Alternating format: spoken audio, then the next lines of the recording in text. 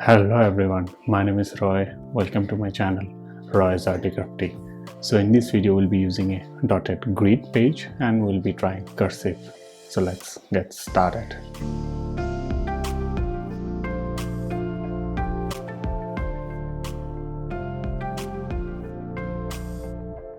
In this example we'll be using a dotted grid page and we'll be trying a cursive on it. So we'll be using one line and one block for one letter size, capital letter size. So let's see. This practice will help a lot in improving for writing on a plain paper or a white paper. Let's try some examples now.